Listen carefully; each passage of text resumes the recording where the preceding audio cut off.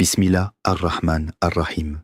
Que la paix, la miséricorde et les bénédictions d'Allah soient sur vous, chers frères et sœurs, et sur vous aussi, qui nous rejoignez aujourd'hui, sans être musulmans, mais avec un cœur ouvert et curieux de comprendre notre religion.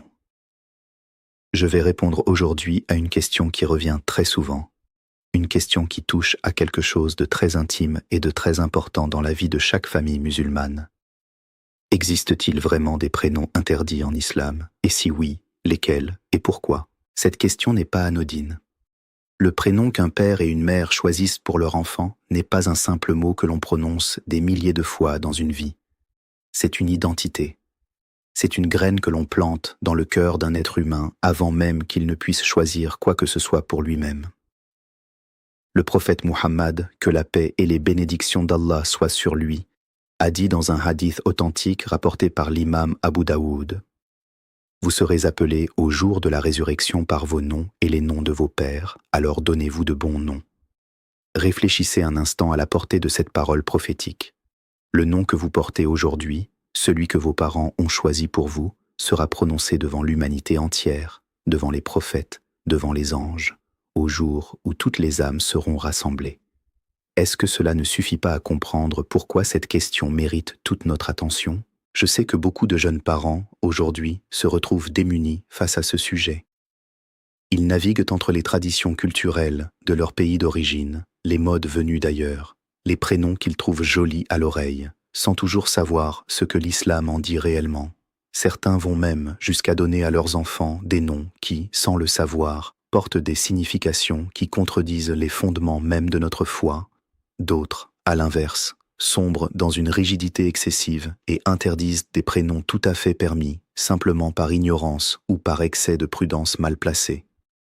Notre objectif aujourd'hui est de trouver le juste milieu, celui que l'islam nous enseigne toujours, en s'appuyant uniquement sur le Coran, sur la sunna authentique du prophète, que la paix soit sur lui et sur les explications des savants reconnus à travers les siècles. Avant de commencer, je voudrais vous demander une chose simple, mais qui a une grande valeur pour nous.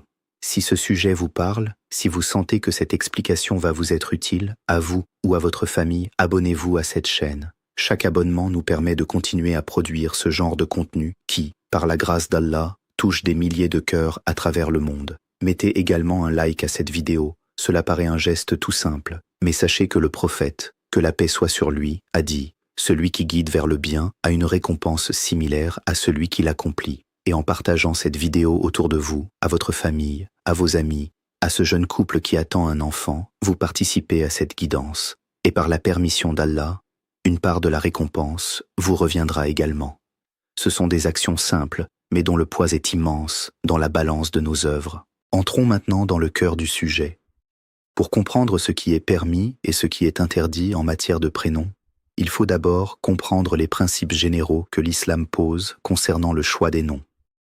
Le premier principe, et le plus important, c'est que l'islam encourage fortement les noms qui portent une belle signification, en particulier ceux qui rattachent le serviteur à son créateur.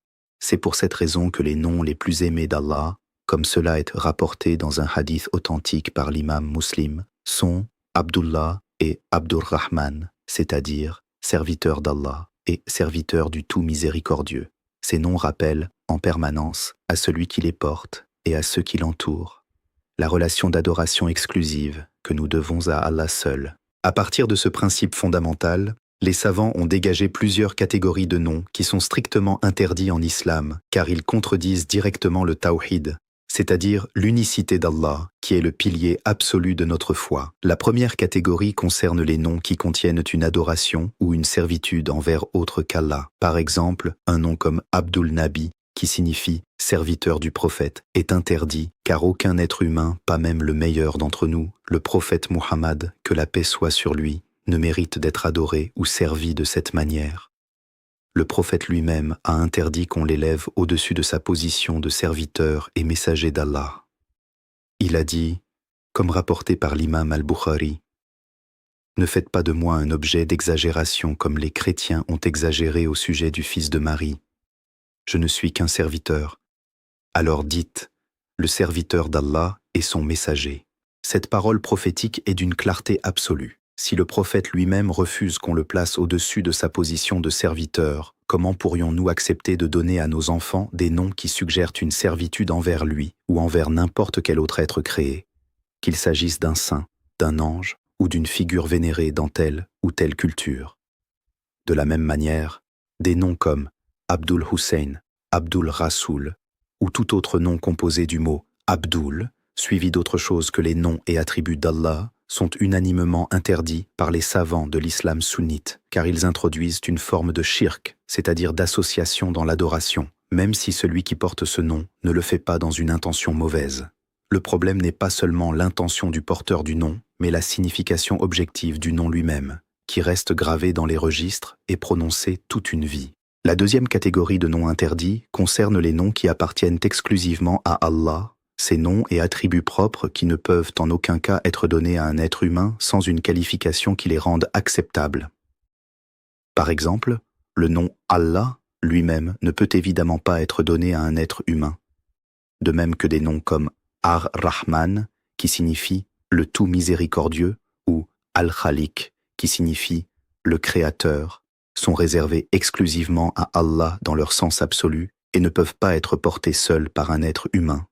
C'est pour cette raison que l'on trouve souvent ces noms combinés avec Abdul, comme Abdur Rahman ou Abdul Khaliq, ce qui transforme le sens en serviteur du tout miséricordieux ou serviteur du Créateur, ce qui est parfaitement permis et même fortement recommandé, comme nous l'avons vu au début. Il y a cependant une nuance importante que beaucoup de gens ignorent. Certains noms, comme Malik, qui signifie roi ou souverain, ou Hakim, qui signifie sage, sont des attributs qui peuvent appartenir à Allah dans un sens absolu, mais qui peuvent également être portés par des êtres humains dans un sens relatif et limité. Car un être humain peut être un roi d'un royaume terrestre, ou un sage parmi les sages, sans pour autant prétendre à la perfection absolue de ces qualités que seul Allah possède. C'est pourquoi les savants ont fait la distinction entre les noms qui, par leur nature même, ne peuvent désigner qu'Allah dans l'absolu, comme Al-Ahad, l'unique, et les noms qui peuvent être partagés dans un sens relatif entre le Créateur et la création, comme Aziz, qui signifie puissant ou cher, et qui peut très bien être un prénom masculin tout à fait licite en islam. Nous voici arrivés à un moment important de cette explication, et je voudrais que vous compreniez bien la profondeur de ce principe avant de poursuivre. Ce n'est pas l'islam qui restreint arbitrairement la liberté des parents. C'est l'islam qui protège l'identité spirituelle de l'enfant dès sa naissance, en veillant à ce que son nom, cette chose qu'il portera toute sa vie et qui sera prononcée au jour du jugement, ne contredise jamais le fondement même de notre existence, l'adoration exclusive d'Allah sans associé. La troisième catégorie de noms interdits, et celle-ci touche énormément de familles à travers le monde musulman aujourd'hui, concerne les noms empruntés à d'autres religions qui portent une signification religieuse propre à cette religion et qui contredisent la croyance islamique. Par exemple, un nom comme Christ ou des variantes qui affirment la divinité de Jésus, que la paix soit sur lui, sont interdits, non pas parce que nous ne respectons pas Jésus, bien au contraire, l'islam considère Jésus comme l'un des plus grands prophètes d'Allah, mais parce que ce nom, dans son sens chrétien, porte une affirmation théologique que l'islam rejette formellement, à savoir la divinité du Christ. Le Coran est extrêmement clair sur ce point. Allah dit dans la sourate Al-Maïda, verset 72, « Ils ont certainement mécru, ceux qui disent « Allah c'est le Messie, fils de Marie ». Et Allah dit également dans la sourate Al-Ikhlas, qui résume à elle seule tout le concept du Tawhid, dit « Il est Allah, unique. Allah, le seul à être imploré pour ce que nous désirons. Il n'a jamais engendré, n'a pas été engendré non plus, et nul n'est égal à lui. » Ces versets nous rappellent que notre amour et notre respect pour Jésus, que la paix soit sur lui, ne doivent de jamais nous conduire à accepter des concepts ou des noms qui contredisent l'unicité absolue d'Allah. De la même façon, certains noms issus d'autres traditions religieuses ou de mythologies anciennes qui font référence à des divinités adorées en dehors d'Allah sont également interdits pour un musulman. Il ne s'agit pas ici de manquer de respect envers les autres religions ou envers les personnes qui les pratiquent. L'islam nous enseigne au contraire un immense respect envers toute l'humanité, mais il s'agit de préserver, pour nous-mêmes et pour nos enfants, la pureté de notre croyance en un Allah unique, sans associé, sans intermédiaire dans l'adoration. Je tiens à cette étape à vous rappeler, en particulier à ceux parmi vous qui ne sont pas musulmans et qui nous regardent aujourd'hui avec un cœur ouvert, que l'islam n'est pas une religion qui méprise les autres croyances. Le Coran nous ordonne d'être justes envers tous, croyants et non-croyants, comme Allah le dit dans la sourate Al-Mumtahana, verset 8. Allah ne vous interdit pas d'être bienfaisant et équitable envers ceux qui ne vous ont pas combattu pour la religion et ne vous ont pas chassé de vos demeures. Ce que nous cherchons simplement à préserver, c'est la clarté et la pureté de notre propre croyance, notre tawhid, qui est le fondement absolu sur lequel repose toute notre relation avec notre Créateur. Continuons maintenant notre explication en abordant la 4e catégorie de noms interdits ou fortement déconseillés en islam, les noms qui portent une signification négative, dégradante ou qui expriment l'orgueil et l'autoglorification. Le prophète, que la paix soit sur lui, a changé plusieurs noms de ses compagnons parce qu'ils portèrent des significations laides ou négatives.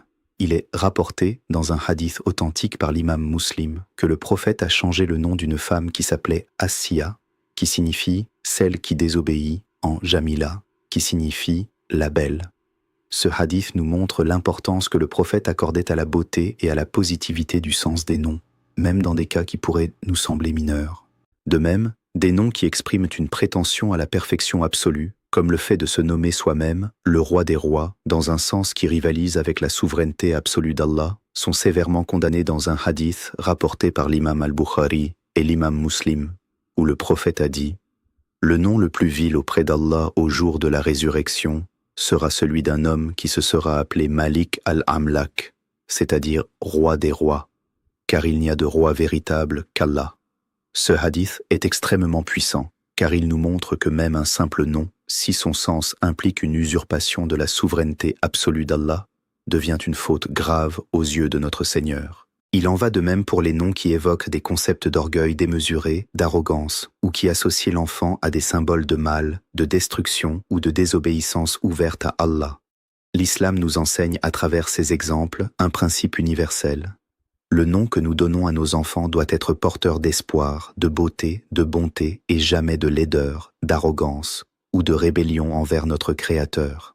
Nous arrivons maintenant à la 2e grande partie de notre explication où je voudrais approfondir davantage ce sujet avec des exemples concrets et des applications pratiques que chaque parent musulman devrait connaître avant même la naissance de son enfant, car le temps de réfléchir sereinement à ces questions, c'est avant l'accouchement et non dans la précipitation des premiers jours de vie du nouveau-né quand la fatigue et l'émotion rendent les décisions plus difficiles à peser. Le premier point pratique que je voudrais aborder concerne les prénoms très populaires aujourd'hui dans certaines communautés musulmanes, qui sont en réalité des emprunts directs à des cultures polythéistes ou à des traditions pré-islamiques sans que les parents en soient conscients. Par exemple, dans certaines régions du monde, des prénoms issus de mythologies anciennes, portant les noms de divinités adorées avant l'arrivée de l'islam, continuent d'être donnés par habitude culturelle, sans que les familles réalisent le sens profond et problématique de ces noms. Le prophète, que la paix soit sur lui, nous a mis en garde contre le fait de suivre aveuglément les coutumes de nos ancêtres sans réflexion, comme Allah le rappelle dans le Coran, dans la sourate Al-Baqarah, verset 170. Et quand on leur dit « Suivez ce qu'Allah a fait descendre », ils disent « Non, nous suivrons plutôt ce sur quoi nous avons trouvé nos ancêtres. » Quoi ? Et si leurs ancêtres n'avaient rien raisonné et s'ils n'avaient pas été dans la bonne direction? Ce verset s'applique parfaitement à notre sujet. Donner un nom à son enfant simplement parce que c'est la tradition familiale, sans vérifier sa conformité avec le tawhid, est une erreur que le Coran nous enseigne explicitement à éviter. Le 2e point pratique concerne un phénomène de plus en plus répandu dans nos sociétés modernes, le choix de prénoms uniquement basés sur des critères esthétiques, sur des tendances véhiculées par les réseaux sociaux, les séries télévisées ou les célébrités, sans aucune considération pour le sens du prénom. Beaucoup de parents musulmans, aujourd'hui, choisissent des prénoms parce qu'ils les trouvent jolis ou modernes, sans jamais chercher à connaître leur signification réelle et leur origine. Or, le prophète, que la paix soit sur lui, nous a enseigné, dans un hadith rapporté par l'imam Abu Daoud, qu'un homme vint le voir et lui dit « Ô messager d'Allah, quel est mon nom ?» Et le prophète répondit en changeant son nom pour un autre, plus beau. Cette pratique prophétique constante de vérifier et parfois de corriger les noms montre à quel point la signification du prénom était une préoccupation centrale dans l'enseignement prophétique, bien plus que sa sonorité ou sa popularité du moment. Je voudrais donner ici un conseil pratique très concret à tous les parents qui nous écoutent. Avant de choisir un prénom pour votre enfant, prenez le temps de rechercher son origine linguistique exacte et sa signification précise. Ne vous contentez jamais d'une traduction approximative trouvée rapidement sur Internet. Consultez, si possible, un savant ou un étudiant en sciences religieuses de confiance qui pourra vous confirmer si le prénom envisagé est conforme aux principes que nous venons d'exposer. Cette vérification prend quelques minutes, mais elle protège votre enfant d'un fardeau qu'il portera toute sa vie sans l'avoir choisi lui-même. Le troisième point pratique concerne un sujet particulièrement sensible, celui des prénoms doubles ou composés qui, pris séparément, semblent parfaitement licites, mais dont la combinaison crée un sens problématique. Par exemple, certains parents combinent des noms de manière à créer, involontairement, une expression qui suggère une association ou une exagération non conforme au tawhid.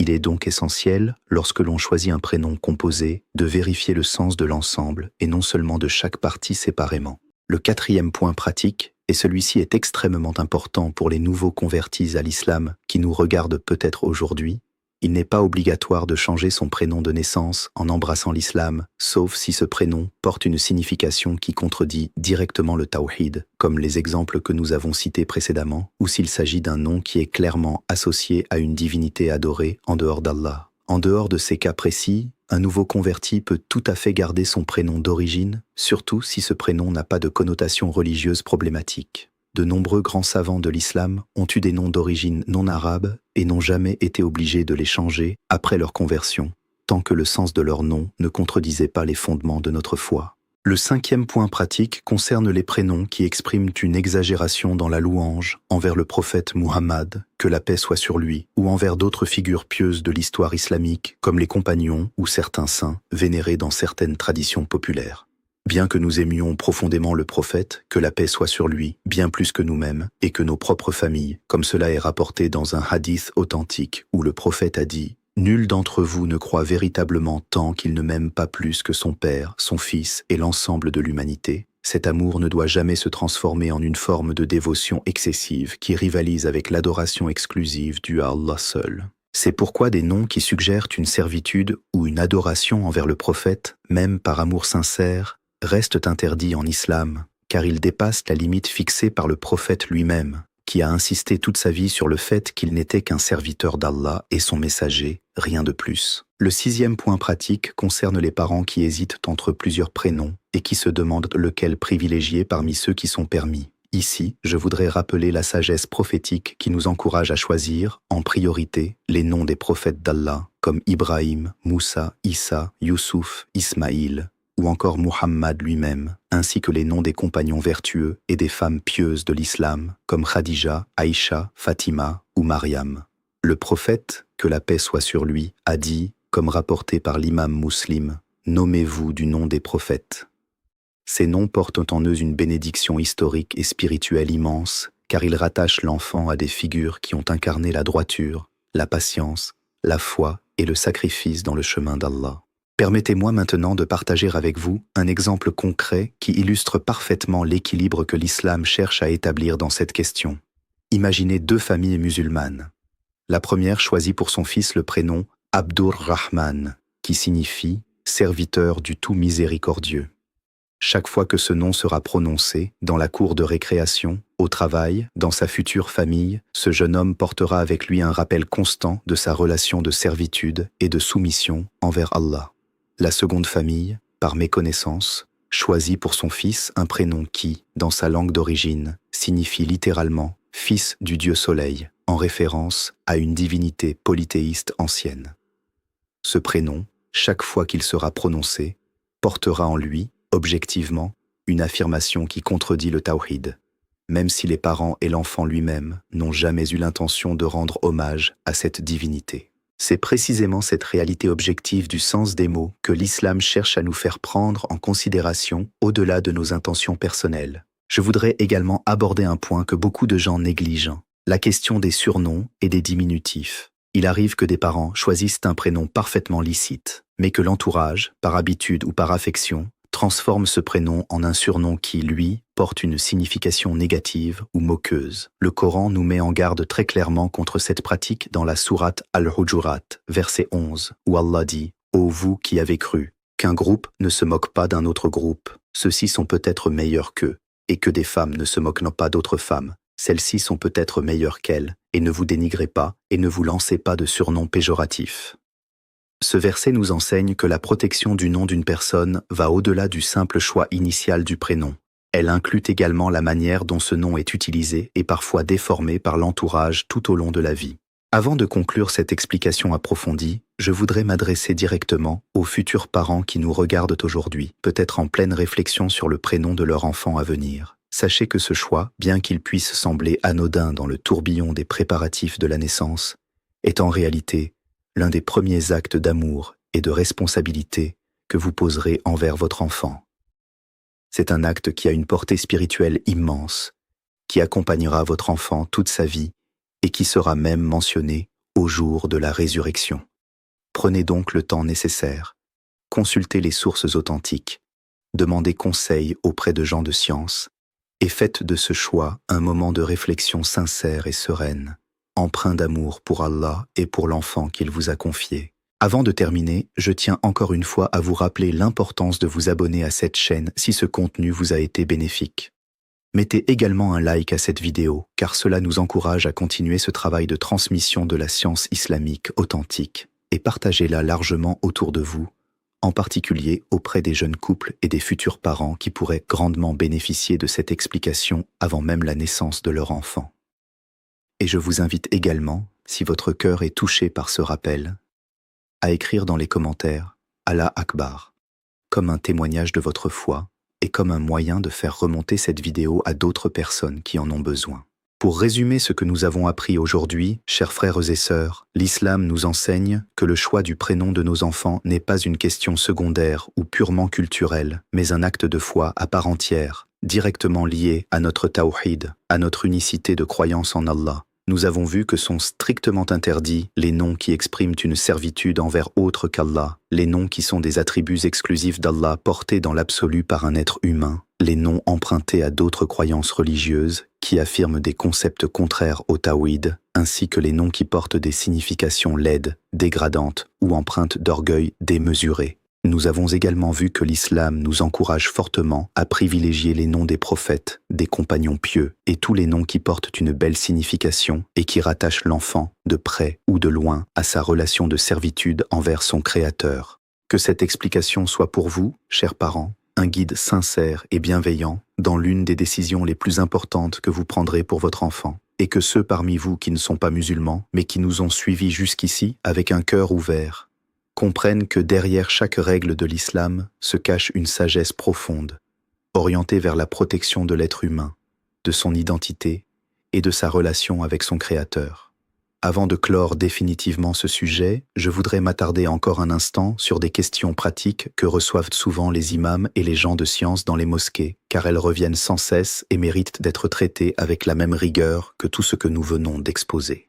La première question fréquente concerne les prénoms qui existaient déjà dans une famille, avant même que celle-ci n'embrasse pleinement la pratique religieuse. Que doit faire un père qui réalise, des années après la naissance de son fils, que le prénom qu'il lui a donné pose problème au regard des principes que nous venons d'énoncer?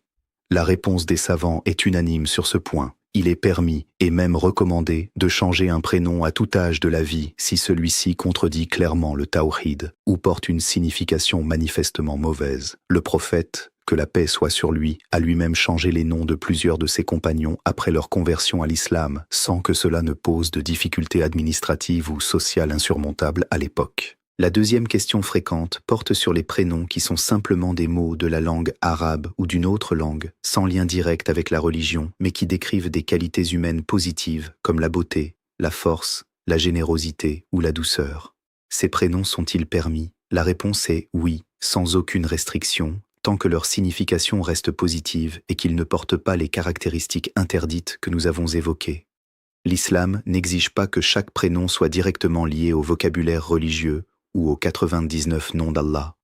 Un prénom qui signifie simplement lumière, beauté, générosité ou douceur est tout à fait acceptable, à condition bien sûr qu'il ne s'agisse pas d'un des noms exclusifs d'Allah portés dans un sens absolu, comme nous l'avons expliqué précédemment. La troisième question, très délicate, concerne les prénoms de filles qui, dans certaines cultures, portent des significations liées à la beauté physique de manière excessive ou provocante, susceptibles de créer une gêne sociale pour la personne qui les porte tout au long de sa vie.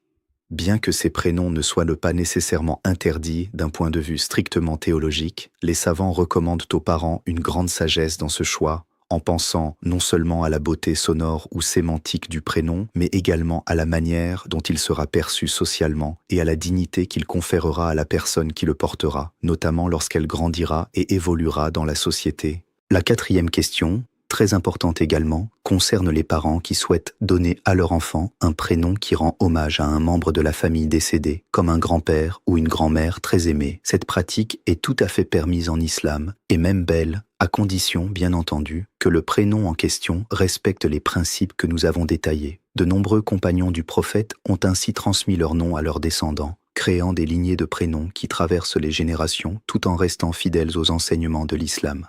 La cinquième question, que je trouve personnellement très importante à traiter avec délicatesse, concerne les musulmans vivant dans des pays à majorité non musulmane qui se demandent s'ils doivent donner à leurs enfants des prénoms qui sonnent, occidentaux, pour faciliter leur intégration sociale et professionnelle future, ou s'ils doivent rester fidèles aux prénoms islamiques traditionnels malgré les difficultés potentielles que cela pourrait engendrer. Sur cette question, je voudrais rappeler aux parents musulmans une chose essentielle. Notre identité islamique ne doit jamais être sacrifiée sur l'autel du confort social ou de la facilité d'intégration. Cela ne signifie pas qu'il faille chercher la difficulté par principe, mais que la crainte du regard des autres ne doit jamais primer sur notre attachement à notre identité islamique, qui commence précisément par le nom que nous portons et que nous transmettons à nos enfants. Cela dit, il est tout à fait possible, et même recommandé dans certains contextes, de choisir parmi les prénoms islamiques ceux qui se prononcent facilement dans la langue du pays de résidence, sans pour autant renoncer à leur signification islamique profonde. De nombreux prénoms comme Adam, Ibrahim, Youssouf, Mariam ou Sarah, par exemple, existent à la fois dans la tradition islamique et dans d'autres langues occidentales, ce qui permet de conjuguer fidélité religieuse et facilité d'intégration sociale, sans aucune contradiction entre les deux. Je voudrais maintenant aborder un dernier point pratique, qui concerne directement les grands-parents et les familles élargies, qui exercent parfois une pression importante sur les jeunes parents pour qu'ils choisissent tel ou tel prénom en fonction des traditions familiales ou tribales, indépendamment de sa conformité avec les principes islamiques. Je m'adresse ici directement aux grands-parents qui nous écoutent. Votre rôle est d'accompagner et de conseiller les jeunes parents avec sagesse, mais la décision finale revient aux parents de l'enfant et cette décision doit être guidée avant tout par la recherche de l'agrément d'Allah et non par la simple perpétuation d'une coutume tribale ou régionale, aussi ancienne et respectée soit-elle. Permettez-moi à présent de partager un dernier exemple concret qui synthétise l'ensemble de notre propos. Imaginez un jeune couple musulman vivant dans un pays occidental qui attend son premier enfant. La mère souhaite un prénom qui honore sa grand-mère décédée, dont le prénom, dans la langue de leur pays d'origine, évoque une croyance polythéiste pré-islamique de leur région. Le père, quant à lui, penche pour un prénom moderne et populaire dans les médias occidentaux, sans connaître sa signification exacte. Que devraient en faire ces parents, à la lumière de tout ce que nous avons appris aujourd'hui? Ils devraient, avant toute décision, faire des recherches sérieuses sur l'origine et la signification exacte de chacun des deux prénoms envisagés, consulter si nécessaire un savant ou un étudiant en sciences religieuses de confiance, et privilégier finalement, par amour pour Allah et par souci de la protection spirituelle de leur enfant, un prénom qui honore à la fois leur histoire familiale et les principes fondamentaux de leur foi. Ce genre de situation, chers frères et sœurs, se répète des milliers de fois chaque année à travers le monde musulman, et c'est précisément pour cette raison que ce sujet mérite toute notre attention et toute notre pédagogie. Il ne s'agit jamais, pour l'islam, de compliquer inutilement la vie des familles, mais bien au contraire de leur offrir un cadre clair, cohérent et bienveillant qui protège l'identité spirituelle de chaque nouveau-né dès son premier souffle de vie. Je voudrais, pour conclure véritablement cette explication, revenir sur l'essence même de ce que nous avons appris aujourd'hui. Le prénom n'est pas un simple détail administratif. C'est un héritage, une bénédiction potentielle, ou, à l'inverse, un fardeau si mal choisi.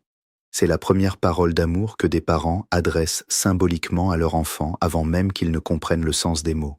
Et c'est également, ne l'oublions jamais, un nom qui sera prononcé au jour où toutes les âmes se tiendront devant leur Créateur, comme nous l'avons rappelé dès le début de cette explication à travers le hadith authentique rapporté par l'imam Abu Daoud. Je termine ce rappel en implorant Allah, le Tout-Puissant, le Tout-Miséricordieux, qu'il guide chaque parent musulman vers le meilleur choix pour ses enfants, qu'il bénisse nos familles, qu'il fasse de nos enfants des sources de bien pour cette communauté et pour l'humanité entière, et qu'il nous rassemble tous, au jour de la résurrection, appelés par les plus beaux de nos noms, dans la lumière de sa miséricorde et de son pardon.